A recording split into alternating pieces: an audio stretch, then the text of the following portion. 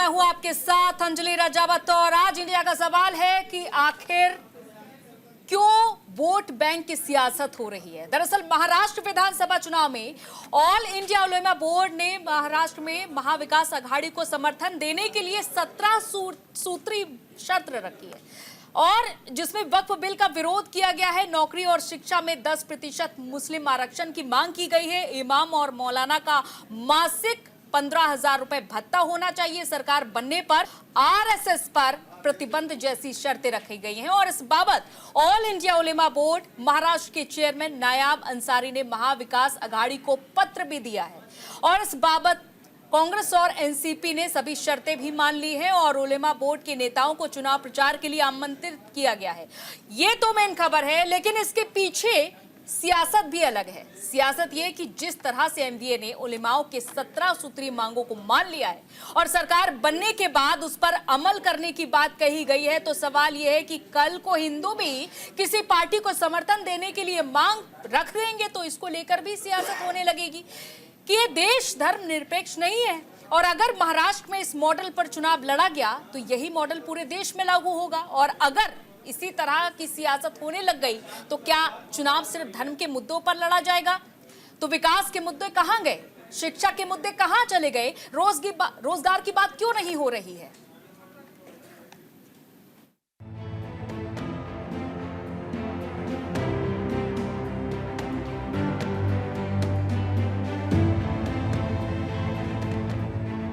महाराष्ट्र में आगामी विधानसभा चुनाव को लेकर राजनीतिक हलचल तेज हो गई है। इस बीच ऑल इंडिया उलेमा बोर्ड ने महाविकास अघाड़ी को समर्थन देने का प्रस्ताव रखते हुए 17 शर्तें सामने रखी हैं। बोर्ड ने महाविकास अघाड़ी के नेता उद्धव ठाकरे, शरद पवार और नाना पटोले को पत्र भेजा है, जिसमें चुनाव प्रचार और समर्थन के लिए इन शर्तों को मानने की मांग रखी है। इसको लेकर महाराष्ट्र की सियासत में हंगामा मच गया।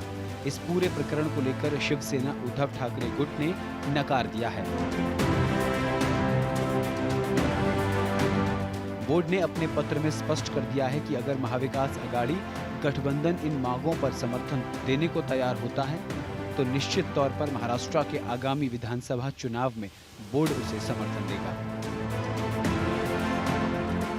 सबसे पहले तो मैंने ना ही पत्र देखा, ना किसी की मांगे सुनी, ना मांगे पढ़ी, ना मांगों को स्वीकार किया गया है कि नहीं पता नहीं। मैं बस एक चीज़ कहूँगी, ये लेटर मीडिया को मिलता है। कोई भी एक फोटोग्राफ आप दिखा दीजिए जहाँ किसी नेता को मिलकर उन्होंने पत्र दिया होगा। सच्चाई ये है कि भारतीय जनता पार्टी द्वारा प्रायोजित हिंदू मुसलमान विवाद कराना, बांटना, काटना और लूटना वाली जो राजनीति है, उसके चलते वो इस तरीके के मुद्दों को सामने ला रहे हैं। मुद्दा महाराष्ट्र के सामने ये नहीं है। मुद्दा महाराष्ट्र के सामने बेरोजगारी का है। मुद्दा महाराष्ट्र में महिलाओं के साथ हो रहे अन्याय को लेकर है, किसानों के अन्याय को लेकर है, जो युवाओं के साथ जो मैंने बेरोजगारी की बात की वो है, महिलाओं पे महंगाई की मार है। साथ ही साथ जो हमारी इंडस्ट्रीज महाराष्ट्र के बाहर ले जा रही है उसके खिलाफ है। जो मुंबई में एक डर का माहौल बनाने का काम हुआ है, एक साजिश हो रही है। साजिश के तहत मुंबई को बदनाम किया जा रहा है, जहाँ पे बॉलीवुड के एक्टर्स को थ्रेट कॉल्स आते हैं, एक राजनेता को दिन दहाड़े उनकी मौत हो जाती है, हत्या कर दी जाती है। तो ये सब दिखाता है कि भारतीय जनता पार्टी महाझूठी गठबंधन जानते हैं कि इनके पास और कोई एजेंडा नहीं है, तो इसलिए देश में इस तरीके का, और महाराष्ट्र में क्योंकि चुनावी राज्य है, इस तरीके का माहौल कर रहे हैं। वहीं इस मामले को लेकर बीजेपी पूरे तरीके से महाविकास अघाड़ी पर निशाना साध रही है। इसको लेकर केंद्रीय गृह मंत्री अमित शाह ने कांग्रेस को निशाने पर लेते हुए कहा कि कांग्रेस ओबीसी आरक्षण के विरुद्ध है। उसने महाराष्ट्र में उलेमाओं के लिए 10% आरक्षण का वादा किया है। मैं झारखंड के लोगों से पूछना चाहता हूं कि यदि 10% आरक्षण मुसलमानों को मिला तो किसका आरक्षण कम होगा? कांग्रेस पार्टी दलित, ओबीसी और पिछड़े समाज का आरक्षण छीनकर मुसलमानों को देना चाहती है। कांग्रेस पार्टी अभी महाराष्ट्र में कोई उलेमाओं के समूह ने उनको एक ज्ञापन दिया कि 10% आरक्षण मुसलमानों को दिया जाए। और कांग्रेस पार्टी के प्रदेश अध्यक्ष ने कहा हम इसमें आपकी मदद करेंगे। मैं झारखंड वालों को पूछने आया हूं, अगर मुसलमानों को 10% आरक्षण मिलता है तो कम किसका होगा? किसका कम होगा? पिछड़ा वर्ग, दलित और आदिवासी का कम होगा। एक कांग्रेस पार्टी पिछड़ा वर्ग, दलित और आदिवासी का आरक्षण काटकर मुसलमानों को आरक्षण देना चाहती है। मैं यहां से राहुल गांधी को चेताना चाहता हूं, आपके मन में जो भी षड्यंत्र हो, राहुल बाबा, जब तक भारतीय जनता पार्टी है इस देश में माइनॉरिटी को आरक्षण नहीं मिलेगा, नहीं मिलेगा। पहली बात राहुल गांधी से करनी है। वो देश को रोज ज्ञान देते हैं ना, संविधान की किताब लेके घूमते हैं। राहुल गांधी, आपने कुछ जाना है कि religion based reservation is not permissible under the constitution. Rahul Gandhi रोज संविधान लेकर आप देश में घूमते हैं, दिखाते हैं कि संविधान खतरे में है। उस संविधान के अंतर्गत साफ लिखा हुआ है कि रिलीजन बेस्ड रिजर्वेशन नहीं। लेकिन महाराष्ट्र में मुस्लिम आरक्षण को लेकर विवाद बढ़ता ही जा रहा है। चुनाव में कुछ ही दिन बाकी हैं। उससे पहले मुसलमानों को लेकर जिस तरह से गोलबंदी की जा रही है और जिस तरह से मुस्लिम उलेमाओं की 17 सूत्रीय मांगों की महाविकास अघाड़ी ने मान लिया है, वहीं दूसरी तरफ महायुति जिस तरह बटोगे तो कटोगे की राह पर चल रही है, उससे सवाल उठता है कि क्या महाराष्ट्र में ध्रुवीकरण की राजनीति हो रही है? क्या अब महाराष्ट्र में चुनाव हिंदू मुसलमान के मुद्दे पर लड़ा जाएगा? सवाल ये भी है कि हिंदू मुसलमान करके किस विकास मॉडल पर काम किया जा रहा है? महाराष्ट्र चुनाव में विकास के मुद्दे गायब होते जा रहे हैं। सवाल ये भी है कि किसी भी चुनाव को धर्म जाति के आधार पर लड़ा जाना कहां तक उचित है? न्यूज़ इंडिया के लिए चंदन पांडे की रिपोर्ट। तो किसी भी चुनाव को धर्म जाति के आधार पर लड़ा जाना कितना उचित है? और सवाल यही कि आज उलेमा की ओर से सवाल किया जा रहा है और 17 शर्तें रखी जा रही है कि हम आपका समर्थन करेंगे, आप पहले हमारी शर्त पूरी करिए। तो दूसरी तरफ कल को हिंदू आ गए सामने, वो अपनी शर्त रख रहे हैं, तब तो सियासत पूरी तरीके से हावी हो जाएगी। हमारे साथ इस मुद्दे पर चर्चा करने के लिए कुछ मेहमान जुड़ चुके हैं। हम आपका तारुफ करा देते हैं। अनिकेत निगम बीजेपी प्रवक्ता हमारे साथ जुड़ चुके हैं, कांग्रेस नेता मुन्ना खान हमारे साथ जुड़ चुके हैं, राजनीतिक विश्लेषक सौरभ दुबे जी हमारे साथ स्टूडियो से जुड़ेंगे और इसके अलावा शिवसेना प्रवक्ता संजय द्विवेदी जी हमारे साथ जुड़ेंगे शिवसेना यूपीटी से। तो सबसे पहले तो मैं रुक करना चाहूंगी मुन्ना खान जी का। मुन्ना खान जी, देखिए अब शर्तें तो रखी गई हैं, लेकिन सवाल यही है कि क्या सारी शर्तों को मानने के लिए आप तैयार हैं महज एक वोट बैंक के लिए? देखिए, शीर्ष नेतृत्व से कोई भी जवाब अब तक नहीं आया है। मेरी आवाज जा रही है साहब? हाँ जी। शीर्ष नेतृत्व से कोई भी जवाब, कोई भी विचार विमर्श नहीं आया है। सवाल है कि सभी धर्म का हक है, हिंदू हो, मुस्लिम हो, सिख हो, ईसाई हो, सभी धर्म का हक है कि सरकार के पास गुहार लगाए। और दूसरी बात मैं बता दूं, उलमाए ने सिर्फ महाराष्ट्र नहीं पूरे देश के लिए कहा है। जो उन्होंने पत्र लिखा है उस पत्र को सही से पढ़ा जाए तो समझ में सारी बातें आ जाएगी कि उन्होंने अपने हक की बात पूरे देश के लिए किया है। लेकिन अब सवाल है सरकार के कोटे में कितनी गुंजाइश है, सरकार इस पे क्या विचार विमर्श करेगी। अगर महाविकास अघाड़ी की सरकार बनती है तो इस पे निर्णय लिया जाएगा, यही कि इसका सरल जवाब है।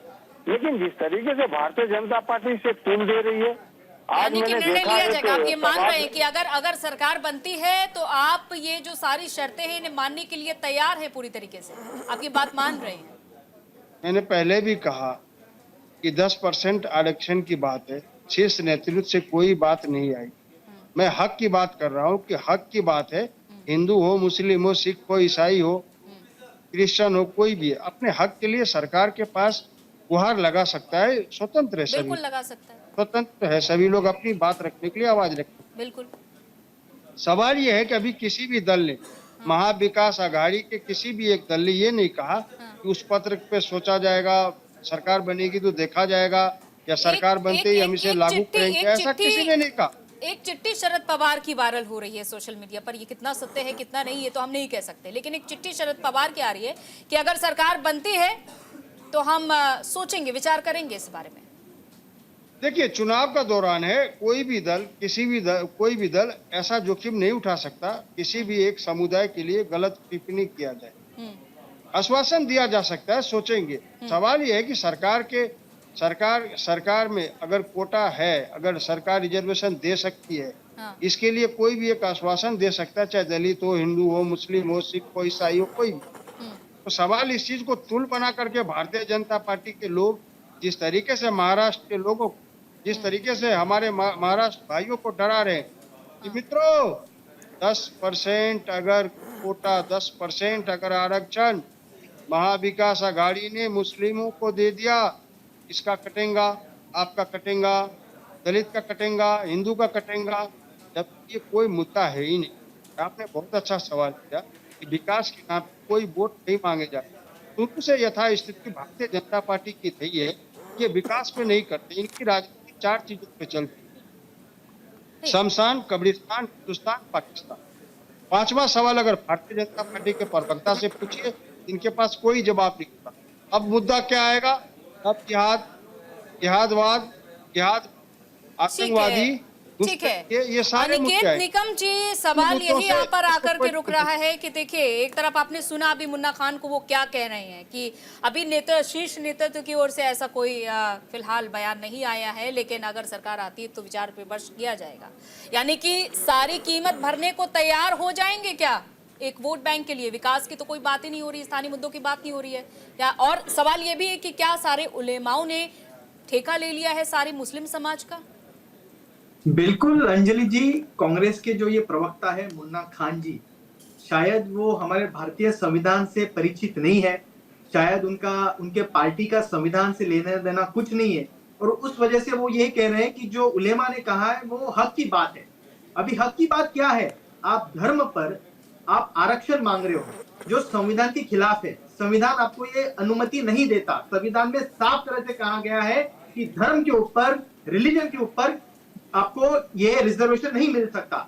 ये कंडीशंस होने के बावजूद, हमारे संविधान में ये प्रावधान होने के बावजूद भी अगर उलेमा चाहता है कि 10% का रिजर्वेशन मुस्लिम समाज को मिले, और ये महाआघाड़ी जिनकी गाड़ी बिगड़ी हुई है वो ये सोचते हैं कि ऐसा जो पत्र मिलने पर हम उन्हें आश्वासित करना चाहते हैं, तो इसका मतलब क्लियर है, सीधा है कि महाविकास आघाड़ी। लेकिन अनिकेत निकम जी, ठीक है, आप कह रहे हैं कि धर्म के आधार पर संविधान में लिखित है। पहले मेरी बात सुन लीजिए। आप कह रहे हैं कि धर्म के आधार पर आरक्षण नहीं मिल सकता, ये संविधान में भी लिखित है, लेकिन कई राज्यों में कुछ थोड़ा बहुत मिला हुआ है आरक्षण, चाहे कर्नाटक की बात कर ले और चाहे हम आंध्र प्रदेश की बात धर्म के ऊपर अंजलि जी नहीं मिला हुआ है। आप आपके फैक्ट्स कीजिए, धर्म के ऊपर आरक्षण नहीं मिला है, लेकिन ये बिल्कुल आप देखिए, मैं अपने फैक्ट्स क्लियर करके आई हूँ। मैं इसीलिए आपसे सवाल कर रही हूँ कि कर्नाटक में 4% मुस्लिम आरक्षण मिला हुआ था, भले ही बाद में उसमें सुप्रीम कोर्ट में स्टे लगा दिया गया, बीजेपी की सरकार है, ये उसे हटा दिया गया था क्योंकि वो कॉन्स्टिट्यूशनली गलत है, वो संविधान में प्रावधान ही नहीं है। अगर आप कोई चीज संविधान के परे जाकर करोगे तो बिल्कुल सर्वोच्च न्यायालय उस पर स्थगिति देगा। बात यह है, और बात दूसरी ये भी है कि वो जो लेटर उलेमा का आया है महाविकास आघाड़ी को जो शर्तें रख रहे हैं, उसमें कुछ शर्तें ऐसी है कि कुछ आरोपी जो जेल में अभी बंद है, मुसलमान आरोपी, उनको छोड़ दिया जाए।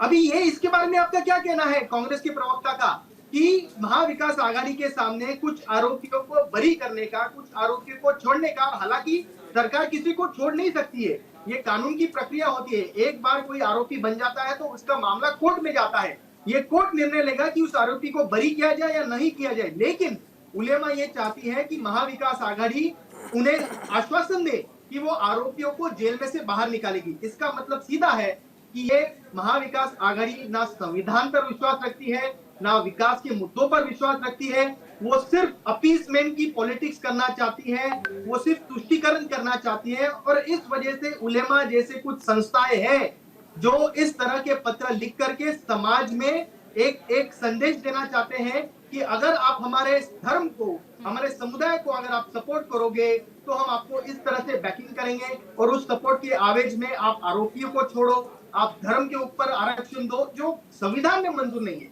ठीक है। संजय द्विवेदी जी, आपने सुना, अपनी भी पार्टी के प्रवक्ता को आपने सुना और अनिकेत निकम को भी सुना, लेकिन सवाल यही उठता है कि क्या उद्धव ठाकरे इस बात से ताल्लुकात रखेंगे कि पूरी कीमत देने को हम तैयार हैं, जो भी मांगे रखी जा रही है हम उसको मानने को तैयार हैं, जो हिंदुत्व की बात करते आए हैं हमेशा से, बाला साहेब ठाकरे की पदचिन्हों पर चलने की बात करते आए हैं हमेशा से। देखिए, बाला साहब ठाकरे अगर बात करती हैं तो बाला साहब 1950 सरकार जो मनोहर ज्योति बनी थी उसमें हमारे मुसलमान जो थे वो मंत्री थे। शायद आप दिखा लीजिए, आपको याद आ जाएगी। मुसलमान थे, वो मुसलमानों के विरोधी नहीं थे। आप इस बार जो मैं भी 35 साल संसद में हूँ और बड़ा नीचे स्तर से जुड़ के ऊपर तक पहुंचा हूँ, तो 35 में मुसलमान जो थे वो मंत्री थे। आप नाम देख लीजिएगा, नाम बता भी दूंगा मैं आपको। दूसरी बात ये कि कटेंगे बटेंगे, ये इनका सिक्का खोटा निकल गया। जो कटेंगे बटेंगे जो उन्होंने महाराष्ट्र सिक्का लेके आए थे, ये खोटा निकल गया इनका।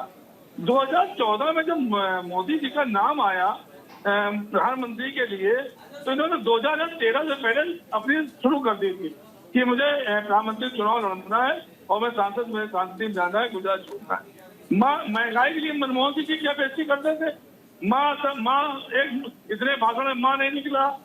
डॉलर के दाम गिर रहे 56 रुपए थे, तो कहे डॉलर के दाम अगर गिर जाते हैं तो देश की स्थिरता गिर जाती है, देश गिर जाता है। आज 85 रुपए में हो गया, कुछ नहीं गिर रहा है। आज पेट्रोल डीजल के दाम हम 35 रुपए में देंगे, 35 रुपए में देंगे, 40 रुपए में देंगे। आज वो दाम 100 रुपए से ऊपर हो गए। देखिए, ये चीज हम बता दें आपसे, इनके पास नैरेटिव क्या है। इसके बाद आइए आप आरक्षण की बात करते हैं, चंद्रबाबू नायडू भी दे रहे हैं। और तो अभी जो भी बात हुई है, जो बात अभी सामने आपके आ रही है, ना उद्धव ठाकरे ने कहा, ना अभी शरद पवार जी ने कहा, ना अभी कांग्रेस के प्रवक्ता ने कहा। यासीन मलिक का लेटर इनके पास पहले आ गया, उनकी बाइक का लेटर, और राहुल गांधी के पास पहुंचा नहीं अभी तक। तो नहीं, आप समर्थन करना चाहते हैं कि नहीं? आप इन मांगों को मानते हैं या नहीं मानते? आप समर्थन कर रहे हैं? कोई मतलब ही नहीं है, इसका कोई मतलब नहीं है, कोई मतलब आ नहीं रहा है। जबरदस्ती समर्थन और अन्ना समर्थन क्या बात हो गई? अगर अभी साल कुछ बोल दे तो उसके मतलब हम उसके पीछे कौवा कान ले गया, कौवा पीछे के भाग गए। अरे अमित शाह मोदी जी से झूठे प्रधानमंत्री है, गृह मंत्री किया तो नहीं, इनका तो उसमें मुद्दे को कहाँ भटका रहे हैं? मेरा सवाल आपसे सीधे तौर पर यही है, जो आपने 17 मांगे हैं वो आपने भी पढ़ी होंगी, सुनी होंगी। अरे 17 में हमने नहीं पढ़ी, ना मैं उद्धव ठाकरे ने पढ़ी, ठीक है, लेकिन चलिए आपने नहीं पढ़ी है तो हम आपको बता दे रहे हैं। ना कांग्रेस ने पढ़ी, ना कांग्रेस ने पढ़ी। ये तो जबरदस्ती अमित शाह जी का एक उठाया मुद्दा है, जिससे वहां पे फिर इलेक्शन पैदा हो। फिर योग देखो साहब, ये उन्मा जी आ गए, अब इनको जिता देंगे। देखिए, चाहे महाराष्ट्र चुनाव चाहे झारखंड चुनाव, भारतीय जनता पार्टी के पास सिर्फ पाकिस्तान, बांग्लादेश, नहीं, तो ये जो पत्र है, ये तो जो पत्र है संजय द्विवेदी जी, ये पत्र तो उलेमा बोर्ड की ओर से लिखा गया और नाना पटोले के नाम लिखा गया है। अरे तो लिखने क्या होता, हमारे नाम लिख दे।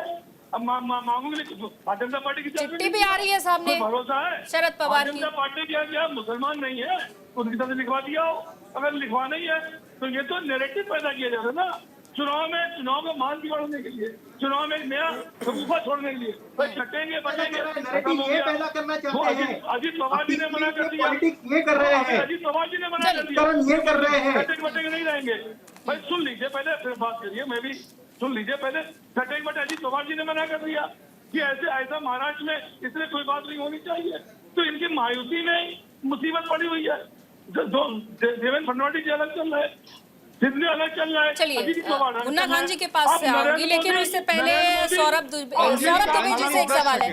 ठीक है, अंजलि 10 सेकंड बिल्कुल आएंगे आपके पास। पहले सौरभ दुबे जी से सवाल यही है कि देखिए, अभी आरक्षण की बात की जा रही है कि धर्म के आधार पर आरक्षण नहीं मिलेगा, लेकिन कई राज्यों की स्थिति है वो आप बखूबी जानते हैं। और अब दूसरी तरफ 17 मांगों में ये भी मांग है कि कई कैदियों को वापस से छोड़ दिया जाए, जिन्होंने अनर्गल बातें की है, बयानबाजियां की है, उनको भी छोड़ दिया जाए, रिहा कर दिया जाए, आरएसएस पर प्रतिबंध लगा दिया जाए। भाई क्या है, आरएसएस को क्यों बैन कर दिया जाए, ये सवाल तमाम उठ रहे हैं। और लेकिन सवाल यही है दुबे जी कि क्या इन सब बातों को कांग्रेस और शिवसेना, एनसीपी सभी मांग लेंगे, सिर्फ कीमत देने को तैयार है वोट बैंक के लिए?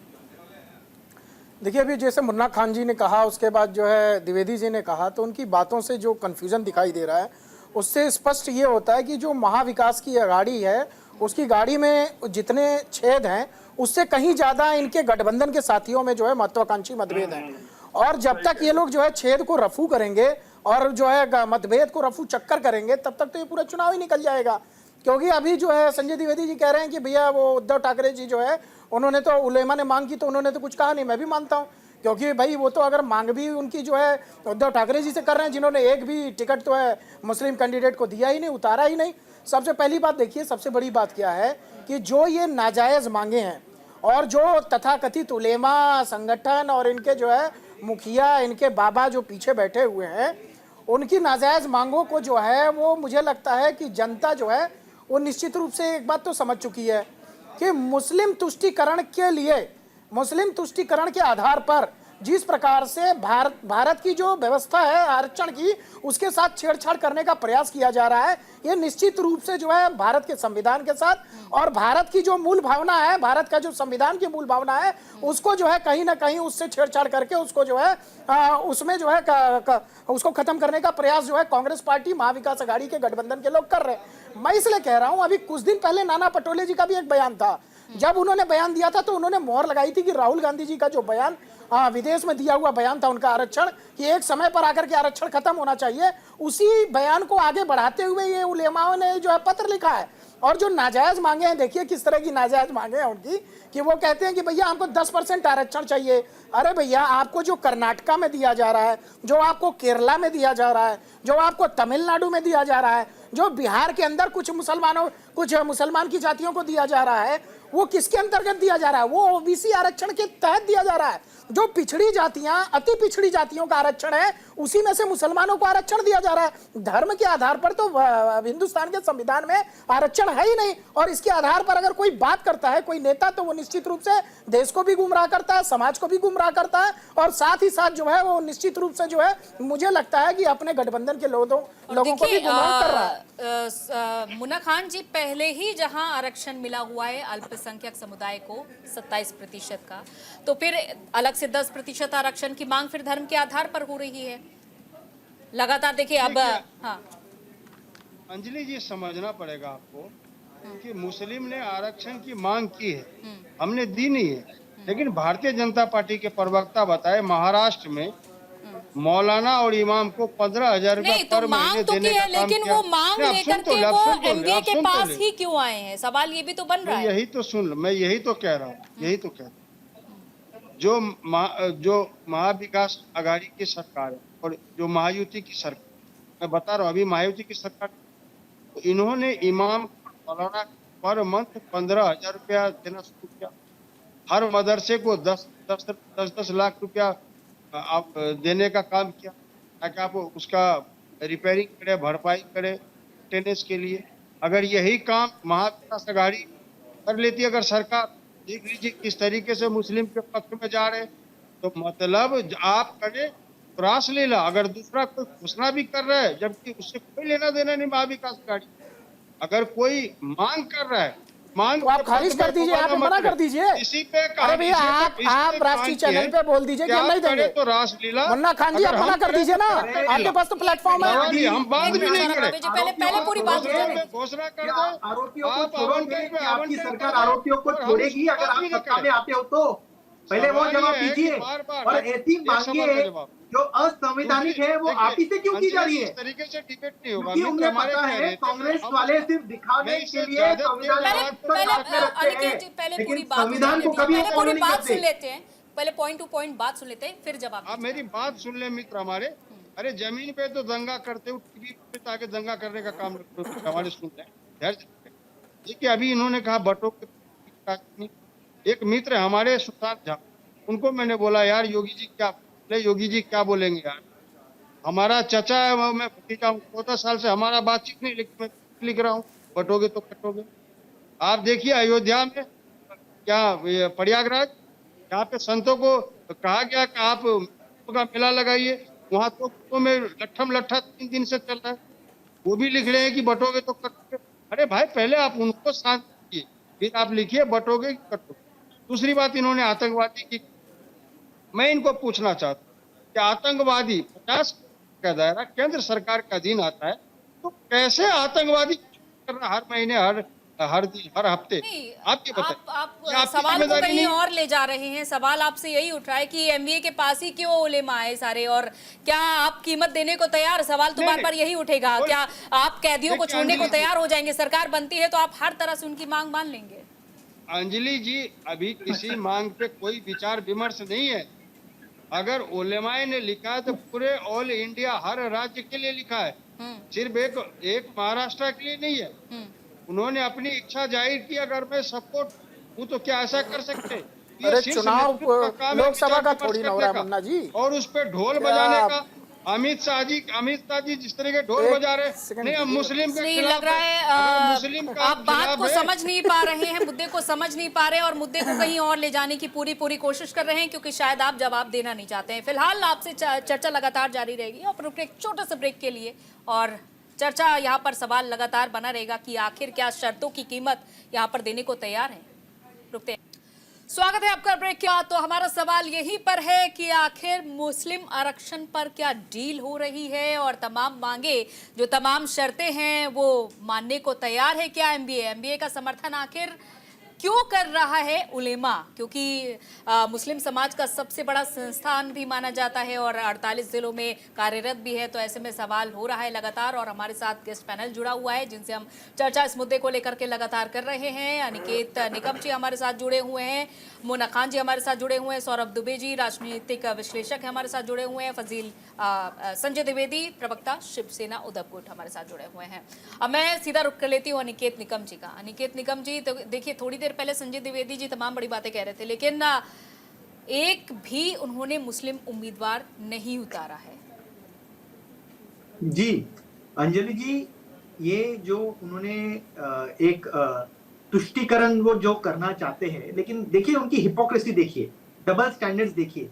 एक तरफ वो कांग्रेस के साथ गठबंधन बना करके ये दिखाना चाहते हैं कि वो मुसलमान समाज को अपीज करना चाहते हैं, लेकिन उसी समय एक भी मुस्लिम कैंडिडेट उन्होंने दिया नहीं है। और वो भले ही हिंदू हृदय सम्राट बाला साहेब ठाकरे जी को जनाब बाला साहेब ठाकरे जी बुलाना चाहते हैं, वैसा उन्होंने शुरू कर दिया है, लेकिन ऐसा करने के बावजूद भी कोई भी मुस्लिम कैंडिडेट वो जानबूझ के नहीं देना चाहते, क्योंकि उनकी पॉलिसी क्लियर है। ये उनका सब दिखावा है, सब ढोंग है। और उस वजह से सवाल ये उठता है कि ऐसा जो उलेमा बोर्ड है, उन्होंने इस तरह का पत्र महाविकास आघाड़ी को ही क्यों दिया? क्योंकि उन्हें पता है कि तुष्टीकरण की राजनीति सिर्फ महाविकास आघाड़ी की सरकार अगर वो आए सत्ता में तो ही करेंगे, ये उन्हें साफ पता है। और इस वजह से भारतीय जनता पार्टी और यूपी का यह कहना है कि आप विकास की राजनीति पर बात कीजिए, आप डेवलपमेंट करोगे उसके बारे में बात कीजिए, ना ही जाति धर्म के बारे में बात। जाति धर्म के बारे में लेकिन लगातार बात होती है, बार बार बात होती है और हर चुनाव में बात होती है। सौरभ दुबे जी, देखिए जाति धर्म की बात हर चुनाव में होती रही है और आप भी जानते हैं बखूबी, लेकिन इस बार तो मामला कुछ अलग ही है। 7 अक्टूबर का ये जो पूरा लेटर है ये आता है सामने कि नाना पटोले जो कि कांग्रेस के अध्यक्ष महाराष्ट्र में, उनके नाम का ये लेटर है और जाता है। आखिर क्या सोच विचार की, क्या विचार विमर्श किया गया होगा कि 11.5% महाराष्ट्र की जो मुस्लिम आबादी है उसको अपने हिस्से में ला करके हम एमबीए के समर्थन में ला देंगे? आखिर क्यों? सवाल तो ये क्यों आखिर एमबीए को ही चुना गया, और क्यों अचानक से मन में सवाल उठ जाता है कि हम ये 17 शर्तें रख सकते हैं, हम ये भी कह सकते हैं कि दंगे के आरोपियों को जिनको गिरफ्तार किया गया था उनको रिहा कर दिया जाए, आरएसएस पर प्रतिबंध लगा दिया जाए, और साथ ही साथ भड़काऊ बयान देने वाले अजहरी को रिहाई दे दी जाए। कैसे आखिर इतनी बड़ी हिम्मत हो गई? देखिए, मैं वही कह रहा हूं कि ये जो संविधान विरोधी लोग हैं, देश विरोधी ताकतें हैं, वो किसी रूप में भी हो, चाहे वो उलेमा हो, उलेमा के जो है पीछे जो खड़े हैं उनके मुखिया हो, अगर वो इस तरह की 17 शर्तें रखी हैं उन्होंने, और 17 शर्तों में जो है वो तमाम ऐसी शर्तें हैं जो इस देश के खिलाफ हैं, जो संविधान के खिलाफ हैं। मुस्लिम आरक्षण तो मैंने बताया कि ऑलरेडी मिल रहा है, तो उसमें आप जो है अलग से आरक्षण की मांग कर ही नहीं सकते। पहली बात। दूसरी बात, इन्होंने कहा है कि पुलिस मुस्लिमों को पुलिस की जो भर्तियां हैं उसके अंदर भी आरक्षण देना चाहिए। बताइए, मतलब एक समाज को पूरी तरह से तोड़ने वाला जो है ये जो मांगे इनकी रखी गई हैं, उसको बड़ा आश्चर्य है कि न तो मुन्ना खान जी उसका यहाँ पर विरोध कर पा रहे हैं और न ही द्विवेदी साहब। पता नहीं द्विवेदी साहब की क्या मजबूरी है। ऐसा तो नहीं कि खुलकर विरोध भी नहीं कर पा रहे, अपनी बात भी नहीं रख पा रहे और चाह रहे समर्थन हो। नहीं, वो यही चाह रहे हैं। तो चलिए, हम मुस्लिम स्कॉलर फजील अहमद जी भी हमारे साथ स्टूडियो से जुड़ चुके हैं, उन्हीं से ये बात जान लेते हैं कि आखिर उलेमा बोर्ड की ओर से जो लेटर आता है, बड़ा लंबा चौड़ा एक क्वेश्चनायर भी आया है सामने कि आप ऐसे लोगों को वोट दोगे क्या, और 17 शर्तें भी रखी गई हैं, बखूबी आप जानते भी होंगे। तो ये कैसे आखिर इतना लंबा चौड़ा ये 17 शर्तें, आपने क्या सोच विचार के विमर्श करके तैयार की हैं ये 17 शर्तें, और क्यों आखिर प्रतिबंध लगाया जाना चाहिए, क्यों गिरफ्तार लोगों की रिहाई कर देनी चाहिए? आपसे ये सवाल जरूर करना चाहेंगे। देखिए, अभी हमारे साथी बोल रहे थे, पुलिस में ऑलरेडी मुसलमानों को रिजर्वेशन मिलता है। जब से मंडल कमीशन लागू हुआ, भारत सरकार की या राज्य सरकार की जितनी भी योजनाएं भर्तियां होती हैं, उन सब में पिछड़ी जाति के मुसलमान जो पसमानदा या पिछड़ी जाति के मुसलमान हैं, वो मंडल कमीशन के तहत जो वीपी सिंह ने पास किया था, उस कमीशन के तहत पिछड़ी जाति को, पिछड़ी जाति अल्पसंख्यकों को, हाँ, पिछड़ी जाति को ऑलरेडी रिजर्वेशन मिलता है। कई बार जो है तुष्टीकरण की राजनीति का जो बात अमित शाह और प्रधानमंत्री जी अक्सर जाके कर्नाटक में भी कहे कि हम पसमानदा समाज का रिजर्वेशन समाप्त कर देंगे। इसका मतलब कि आप पिछड़ी जाति का रिजर्वेशन समाप्त कर नहीं सकते, क्योंकि मंडल कमीशन ने दिया है। लेकिन बार बार हैदराबाद में जब किसी ये कि आपको पहले से ही 27% आरक्षण मिला हम हुआ कहाँ उसे ज्यादा मांग रहे हैं। पिछड़ी जातियां जो है ओबीसी में ही आती है। प्रधानमंत्री और गृह मंत्री, आपको कुल मिलाकर जब मान लीजिए अभी जो फिर बाकी समाज कहाँ जाएगा, दलित अति पिछड़ा कहाँ जाएगा? सारा आरक्षण आप चाहते हैं, तो और भी लोगों के बारे में क्या आप नहीं सोच रहे? क्या इसी देश में रहकर और लोगों के बारे में आप विचार नहीं करना चाहते? मंडल कमीशन में पिछड़ों को रिजर्वेशन देंगे ना, आरक्षण तो है ना पिछड़ों को, उसको भी खत्म करना चाहते हैं क्या? तो मुसलमानों तो बात हो ही नहीं रही, आप तो 10% और मांग प्रधान नहीं, कोई अलग से रिजर्वेशन नहीं मांग रहा है। प्रधानमंत्री जब कर्नाटक के चुनाव जब वो जाते हैं किसी चुनाव में, आपने तो अपने लेटर में प्रधानमंत्री की किसी बात का जिक्र नहीं किया है। आपने जो जिक्र किया है, आपने कहा कि मुस्लिम, हम बोलेंगे ही नहीं, आप ही बोलिए। नहीं, आप ही बोलिए। बिल्कुल, देखिए आप देखिए, डिस्टर्ब मत कीजिए। आप पूरी बात ही अभी मिश्रा जी बोल रहे थे तो आप एक बार नहीं डिस्टर्ब कर रही थी। आप पूरी बात मिश्रा जी तो यहाँ कोई है भी नहीं पैनल में भैया। अरे आप द्विवेदी है ना। अब जवाब दीजिए। पंडित जी लोगों का करते रहेंगे, जिस प्रकार से गुमराह कर रहे हैं मुस्लिम को ओबीसी के नाम पर, उसी प्रकार से गुमराह कर रहे हैं मिश्रा जी सुनिए ना, के नाम पे। गुमराह मत करिए ना। हमारा कहने का मतलब ये है कि जब पसमानदा समाज को ही आरक्षण मिलता है, मुसलमान में जो पिछड़ी जाति के मुसलमान है, नहीं देखिए सबको आरक्षण फिर प्रधानमंत्री किसके आरक्षण के खत्म करने की बात करते हैं? में आता है तो आपको भी आरक्षण मिलता है और ये बखूबी आप जानते हैं, लेकिन मुद्दे को आप हम लोग तो वही कोशिश कर रहे हैं। आप हम तो यही कह रहे हैं कि जो ओबीसी का रिजर्वेशन ऑलरेडी मिल रहा है, हम और दूसरा कहाँ मांग कर रहे हैं? नहीं, हमारा तो कोई मांग नहीं है। सुनिए, आप ठीक से लग रहा है आपने उलेमा बोर्ड की सारी शर्तें भी ठीक से नहीं पढ़ी है। सुनिए, और नहीं पढ़ी तो मैं बता दे रही हूँ, ये विधानसभा का जो चुनाव होता है के लिए 10% आरक्षण की मांग की गई है। विधानसभा में जो चुनाव होता है, आपने दंगे के आरोप में जो गिरफ्तार हुए उनकी रिहाई की मांग की है, आपने आरएसएस पर प्रतिबंध लगाने की मांग की है। सवाल यही कि क्यों तो मुंगेरी लाल के हसीन सपने। देखिए, कल क्या होगा कोई जानता नहीं है।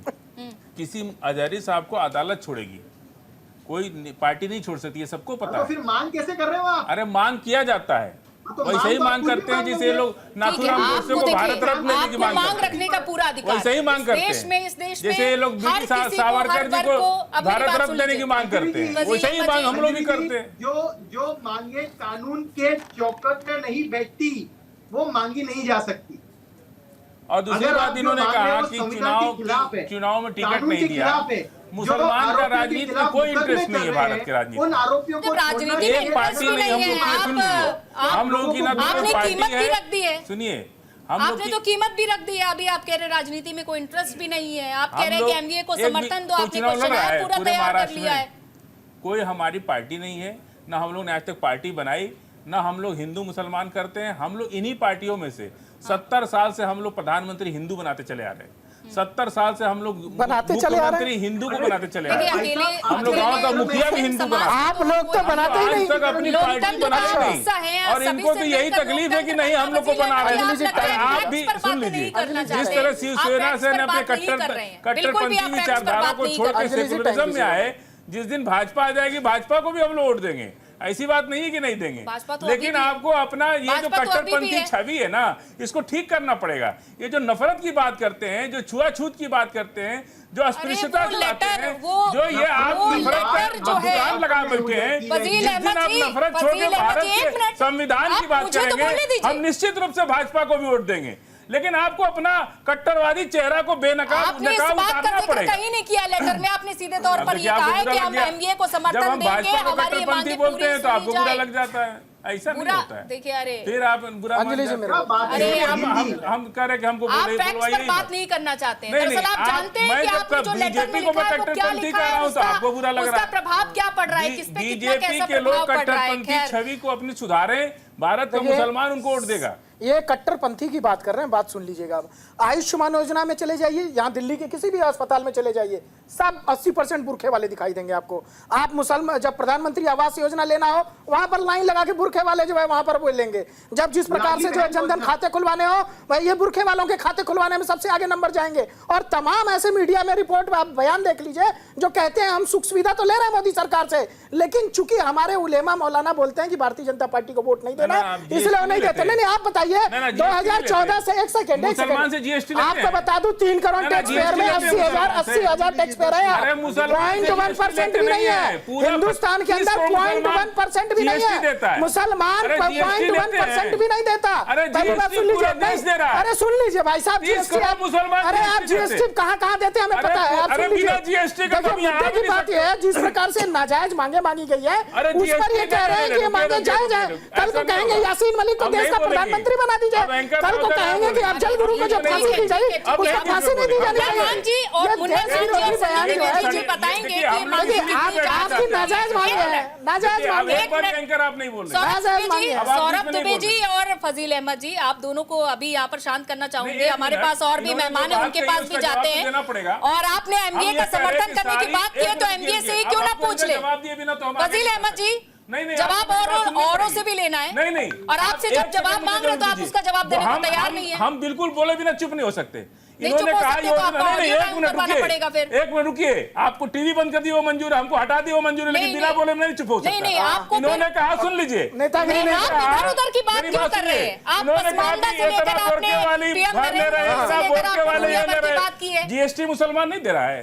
जीएसटी की बात कहाँ से आ रही है? आपने तो जीएसटी की जिक्र ही नहीं किया है अपने लेटर में। आपने तो गिरफ्तार लोगों को रिहा करने की मांग की। दादा कैसे लेके आते हैं पैसा, कहाँ से दे रहे हैं पैसा? आप देख लिए, हंस रहे हैं। फैक्चुअल बातें तो की नहीं गई, आपने रोजगार नहीं मांगा। जीएसटी देते हो भाई, जीएसटी देते हैं, कितना देते हैं? तो आपसे 3 करोड़ टैक्स पेयर में इतना आप को जानकारी है नहीं, 0.1% ऐसे ही हल्के लोगों को भाजपा भेज देती है। नहीं, भाजपा में नहीं बसती। हल्का पना दिखा रहे हैं जो आतंकवादियों की नाजायज मांगों पर बात रख रहे हैं। पसमानदा से लेकर उन्होंने हम देते हैं, कोई भेदभाव नहीं है इसमें। नहीं तो आप 1 किलो आप दूध खरीदते हो। अरे भाई ऐसा थोड़ी ना करते, मत लो दूध। फैक्ट्स पर बात क्यों नहीं करना चाहते? बकरी पाल लो, बकरी का दूध निकाल लो, मत लो दूध भाई। नहीं तो आप बकरी दे रहे हैं, आप भी बकरी पालिए। दे रहे हैं भाई, समस्या थोड़ी ना। इनको सुनने को तैयार नहीं है। बकरी भेजिए, इनको दूध के टैक्स से प्रॉब्लम है। बकरी पाल लीजिए भाई साहब, और उसी बकरे को हलाल करिएगा। बकरी बकरे को हलाल कर दीजिएगा, बकरा पाल लीजिए। औकात दिख गई अंदर की। इस तरह के शब्दों का प्रयोग नहीं कर सकते आप। हर जगह अनुभव नहीं है, बड़े छोटे के सामने। फजील अहमद जी, इस तरह के शब्दों का प्रयोग मत करिए प्लीज। यही है ना, ये आतंकवाद को आप फजील अहमद जी, ये हमारी डिबेट है और इसे आप बाधित कर रहे हैं बार-बार। हल्कापन और बोलेंगे बड़े और छोटे। हर जगह इनका बचपना, बताइए, सीनियर बचपना देशभक्त वालों को बचपना है। देश विरोधी ताकतें जो है वो उनकी समझदार है। अगर देशभक्त पूरा देश सुन रहा है, पूरा देश बकरी का दूध पिए, दूध ना खरीदे। अरे आप बकरी का दूध कोई ना खरीदे, आपको टैक्स कोई ना खरीदे। आप बकरी पाल लीजिए। सुनिए, बकरी आज हमारे देश के अंदर आपको मेरा एहसान मानना चाहिए। आपको उपाय बता रहा हूँ मैं, अगर टैक्स देने में प्रॉब्लम है पूरा देश जो है पूरा देश बकरी पाल के दूध पिए, भाई पूरा देश का सब लोग बोलिए, एक मिनट आप औरों को भी सुन लेने दीजिए, हमारे साथ और भी मेहमान जुड़े हुए हैं, और भी मेहमान है। फजील जी, फजील जी, हमें मानने में बात कोई करने की, आप पूरे देश को कह रहे कि बकरी पालो और दूध, बकरी पालो, नौकरी छोड़ के बकरी पालो। अरे इनको टैक्स से प्रॉब्लम नहीं है, मुझे टैक्स से प्रॉब्लम की बात आपको दिक्कत है ना, इनको दूध पियो, क्या सवाल है? आप टीवी बैठ के बीजेपी के लोग भेज देते हैं, नाश हो रहा है, कहाँ नाश हो रहा है? आप लोग क्यों बाधित कर रहे हैं पूरी चर्चा को? अंजलि जी, हम ये विषय 10 सेकंड में निपटा सकते हैं। यहाँ पे महाविकास आघाड़ी के प्रवक्ता लोग हैं, जो उलेमा ने असंवैधानिक शर्तें रखी हैं, जो कानून को मान्य नहीं, संविधान को मान्य नहीं, क्या महाविकास आघाड़ी को ये शर्तें मंजूर है?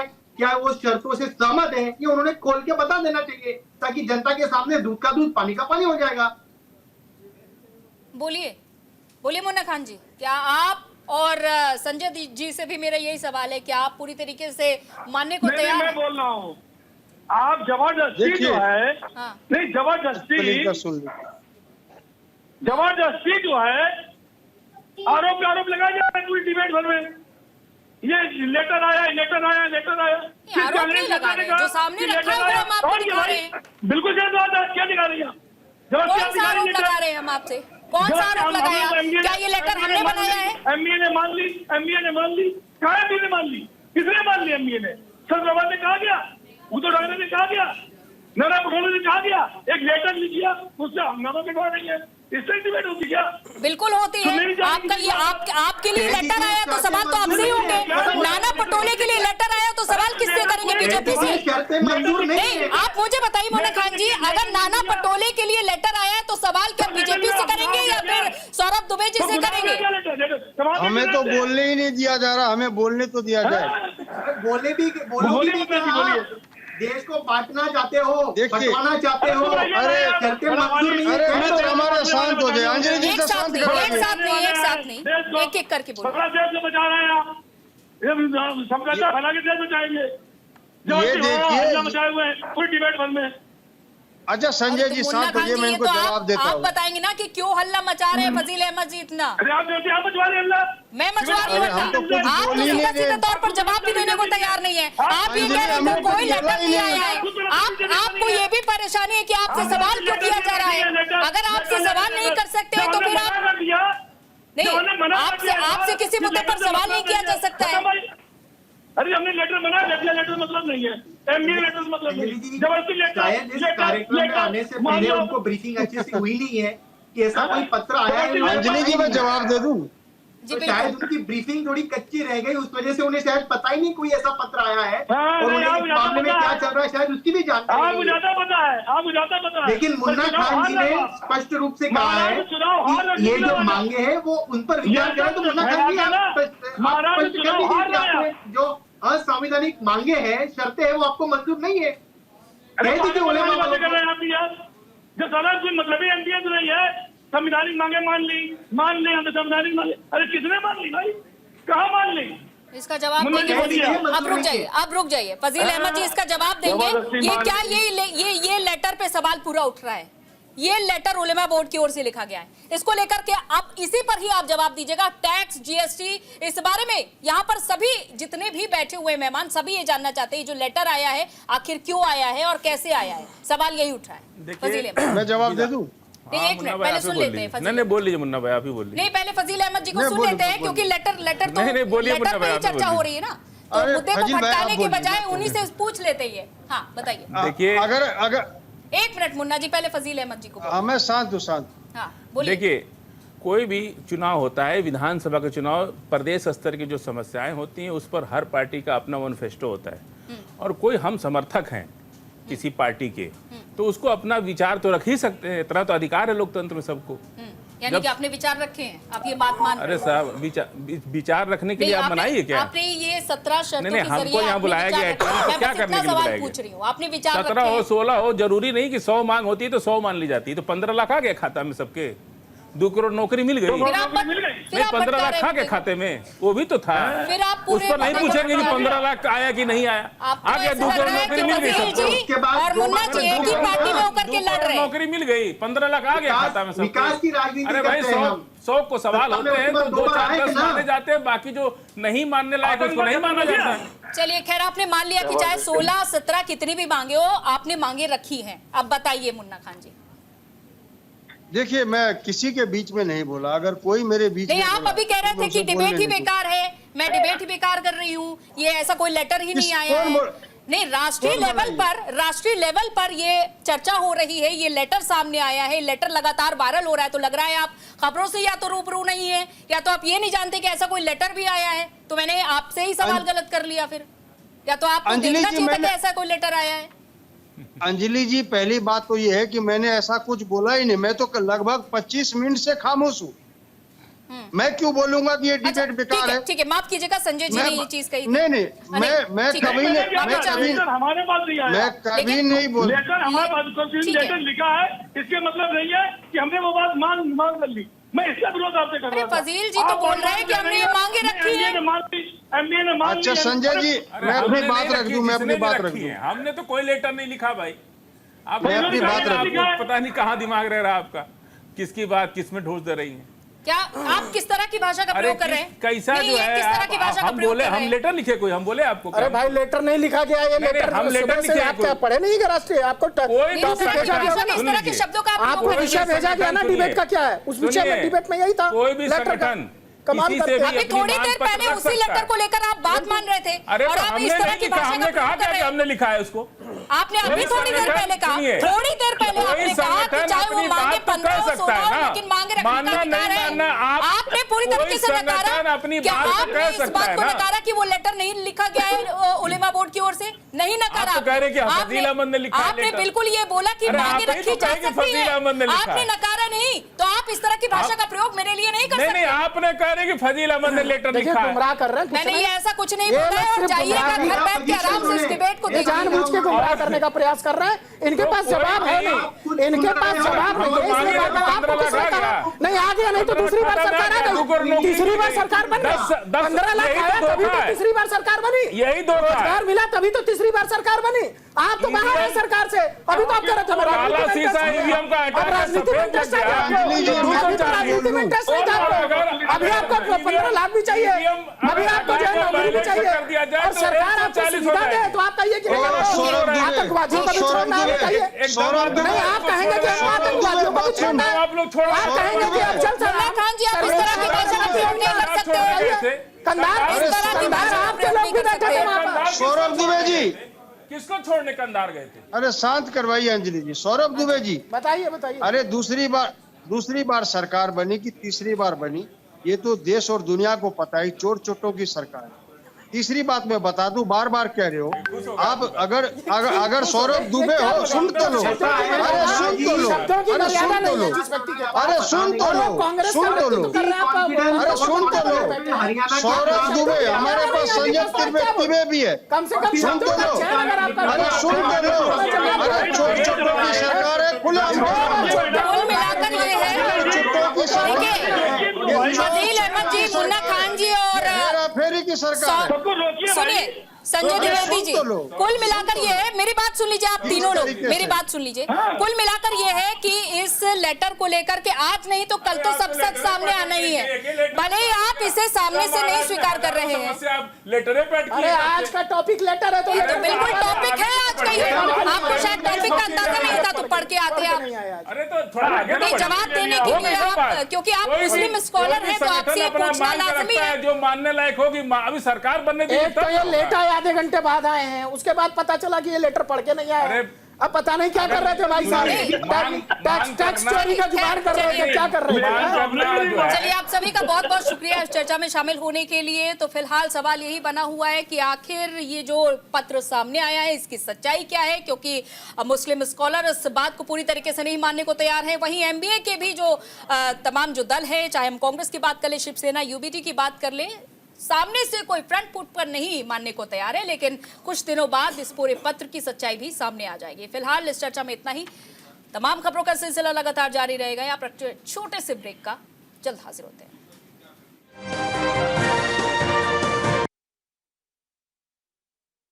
जनतेतील नेत्याला जनता देतेच साथ, जागवतो गाजवतो एकच हा एकनाथ. जनतेतील नेत्याला जनता